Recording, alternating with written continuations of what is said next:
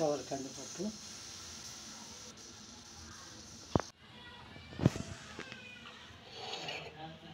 Friends మనం చూస్తాం కదా, స్టవ్ వెలిగించి అలాగే మనం బాణీ అయినా పెట్టుకోవచ్చు, దరసరి కుక్కర్ అయినా పెట్టుకోవచ్చు. ఇది పప్పు ఫస్ట్ విజిల్స్ వచ్చాయి కదా, ఇదే కుక్కర్లో పెట్టేసాం. మనం నెయ్యి వేసుకోవాలి. నేను జీలకర్ర చూస్తున్నాం కదా ఫ్రెండ్స్, చక్కగా మనకి నేతిగా జీలకర్ర అయితే వేగుతుంది.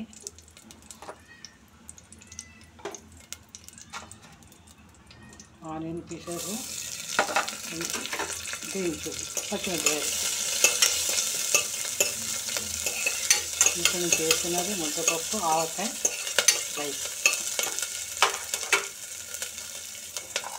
ఉల్లిగడ్డ కూడా వేసుకోవాలి, బాగా వేగాలి.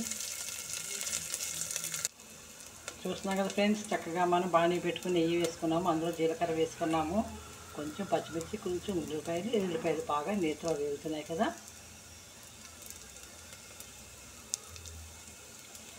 చూస్తున్నాం కదా, ఆవకాయ అయితే రెడీ చేసుకున్నాం. కొత్త ఆవకాయ మనం 1 స్పూన్ ఆవకాయ వేయాలి. అలాగే మనం ఉడకబెట్టుకున్న పచ్చిమిర్చి వేసుకుని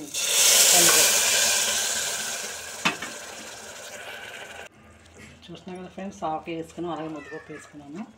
అందులోకి 1 కప్పు రైస్,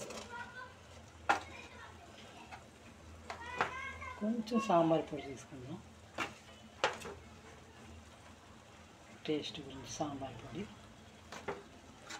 అలాగే సాల్ట్, పసుపు, కారం కొంచెం. ఫస్ట్ పప్పు మనం ఉడకబెట్టుకున్న వాటర్ ఉంటుంది కదా, వేసి ఇందులో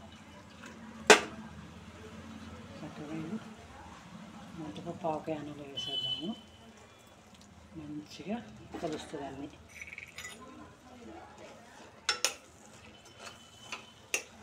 చూస్తున్నారా ఫ్రెండ్స్, ఆవకాయ, ముద్దపప్పు, వైట్ రైస్.